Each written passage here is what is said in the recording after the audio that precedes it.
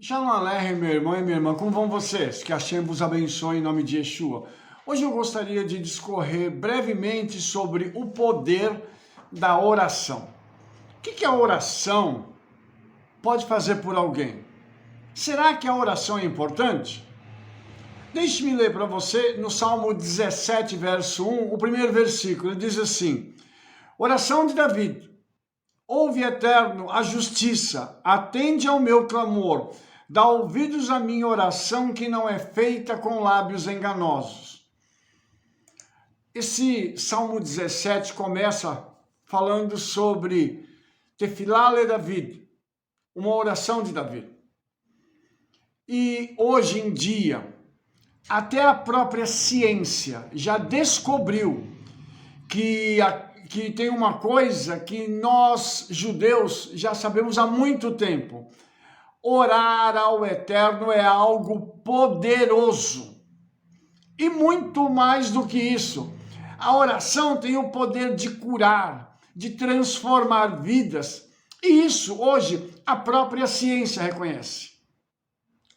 Quando a gente fala de oração, nós não estamos falando só de pequenos rogos ou palavras que são proferidas de forma solta ou num tempo indeterminado. A oração, ela tem níveis dos quais ela é feita. Um dos níveis que é mais assim incômodo é quando alguém se encontra doente, quando alguém está enfermo.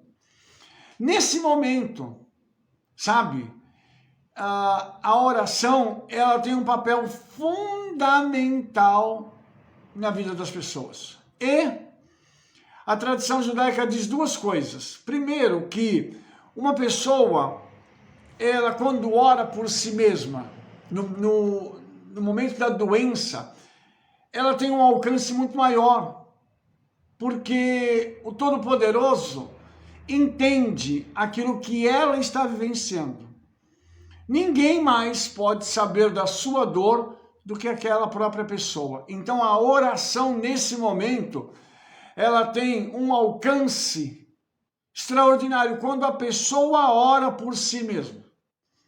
E é um fato interessante que na tradição judaica, a gente entende que quem está fazendo essa oração por si mesmo, ele está num rogo, em algo assim que sai do fundo da alma, é como se a sua alma estivesse sendo elevada aos céus, com uma prece: Senhor, me cura porque a minha situação é muito ruim. Então, num segundo momento, nós temos uma outra coisa que também é muito interessante. Os nossos sábios também nos ensinam que se dentro de uma casa houver uma pessoa doente, essa pessoa deve procurar um sábio, alguém que carregue o poder de Yeshua, para que tenha misericórdia dele e ore por ele. Porque aí não é uma oração de alguém por si mesmo, é uma intercessão. E a palavra orar, ela é o termo palal.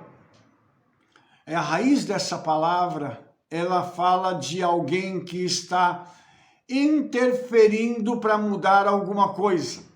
Lá no hebraico ela tem também este significado. Isso significa que quem intercede por outrem, ela está entrando no mundo espiritual e interferindo a favor da vida daquela pessoa. E aí, irmãos, nós entendemos o poder da intercessão. Entendemos que quando a pessoa ora, e ela é um justo, ela é um homem de Deus, uma mulher de Deus, essa pessoa ela carrega uma unção e ela carrega uma intimidade com Yeshua. Nesse momento, então, ela pode interceder ao Senhor para que haja uma cura, uma libertação, uma salvação, um socorro. São fatores muito comuns na hora da intercessão. E isso é uma coisa, irmãos, que a gente vê praticamente diariamente. Pessoas ligando, pessoas mandando mensagem dizendo: por favor, ore por mim no que diz respeito a isso, assim, assim, assim. Então, essa é uma questão que no judaísmo se entende que é muito tranquilo fazer isso. E existe um poder da intercessão de um justo. E tem uma coisa interessante que na própria tradição judaica diz que existem pessoas que carregam uma unção tão tremenda que ela não precisa tocar no outro. Só o fato de ela estar próxima, a cura já acontece. Olha só que coisa interessantíssima, irmãos. Isso quem está dizendo é o judaísmo rabínico. Então os rabinos, os nossos sábios, eles têm um conhecimento que há um poder, há uma unção que homens de Deus carregam, que em alguns casos não precisa tocar na pessoa. Só o fato de abrir a boca e proferir uma palavra, isso já vai interferir na vida daquela pessoa e levá-la à cura, e levá-la à salvação, e levá-la à redenção, levá-la à libertação. Você entende isso? Então há um poder que é reconhecido, que está sobre a vida do justo.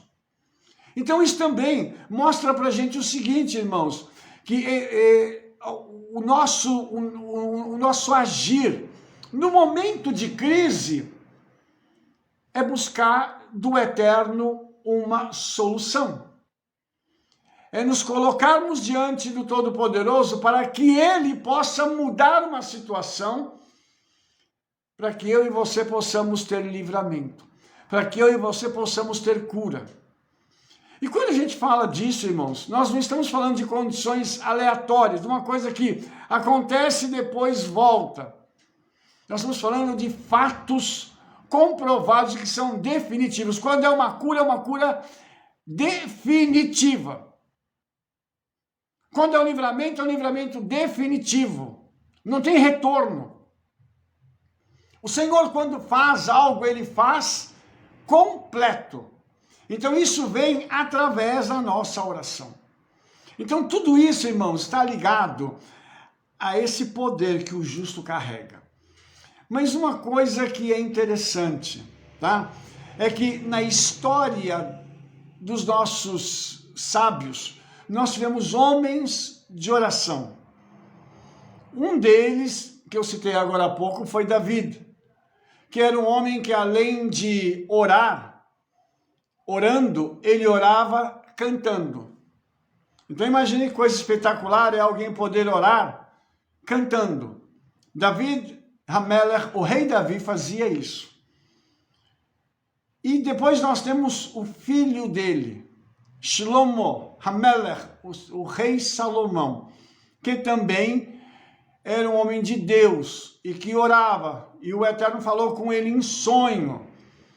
E ele pede algo extraordinário, ele pede sabedoria para poder cuidar do povo de Israel, conduzir o povo de Israel. E o Eterno faz dele o homem mais sábio, que já nasceu na história, já teve conhecimento na história. A tal ponto da sabedoria dele ser propagada até os dias de hoje. Com um detalhe, quando Shlomo Hamelech, ele ergue o Beit HaMikdash, o templo, ele na inauguração do templo, ele levanta os braços e começa a orar. E a oração dele é algo tão extraordinário, que a presença do Eterno vem para aquele lugar e não fica ninguém de pé. Todo mundo cai prostrado por causa da presença do Eterno, respondendo à oração de Shlomo Hamelech, do rei Salomão. Veja bem, irmãos, eu não estou falando de um profeta, nós não estamos falando de um rabino, nós estamos falando de um sábio, que além de sábio era rei, era um articulador, era uma pessoa acostumada a governar. Você está entendendo? Então esse tipo de situação, você vê que o Eterno dá para ele a condição de que ele possa orar. E como rei, a sua oração ser respondida. De tal forma que a nação de Israel foi conhecida na época, porque aquele homem era um homem extraordinário, era um homem que buscava o eterno.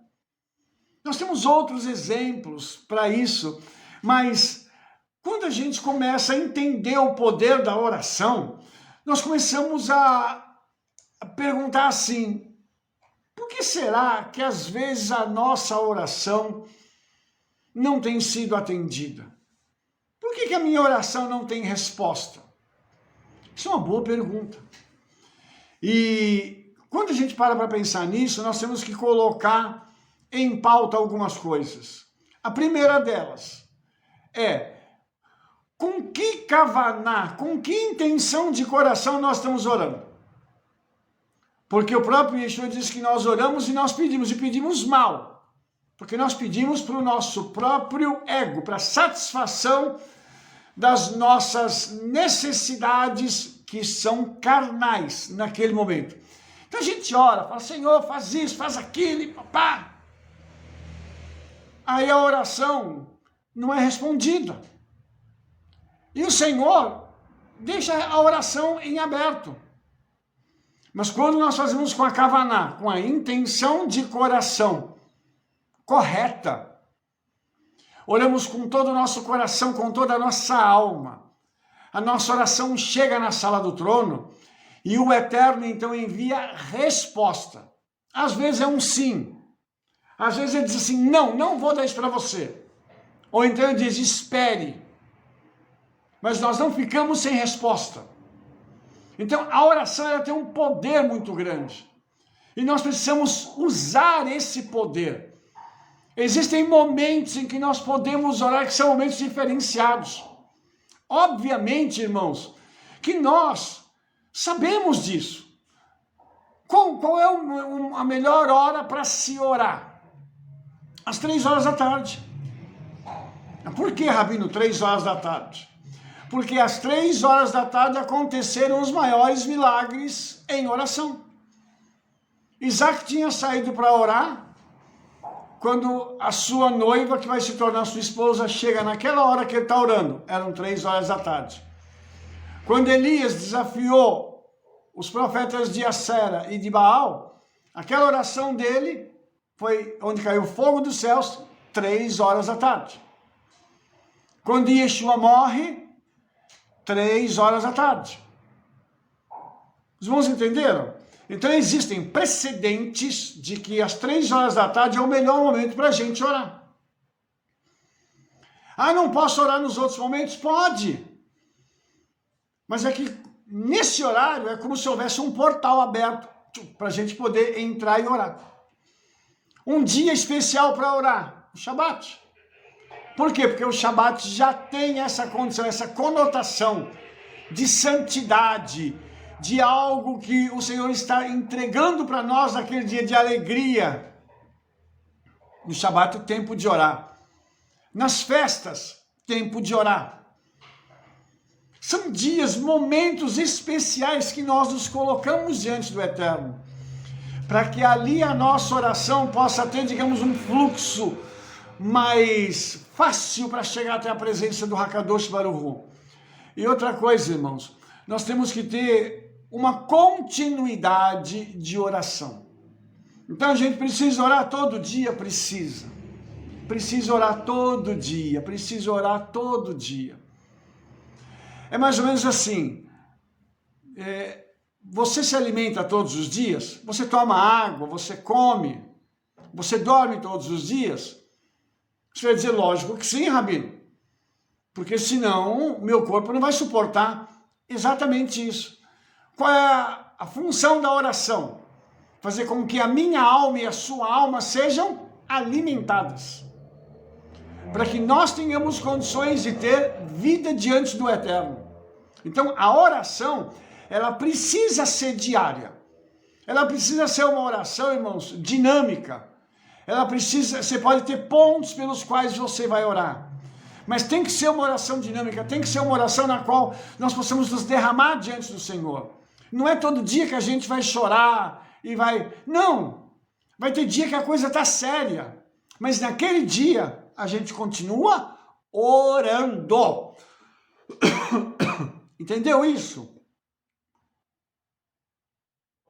Não podemos cessar as nossas orações, a nossa intercessão.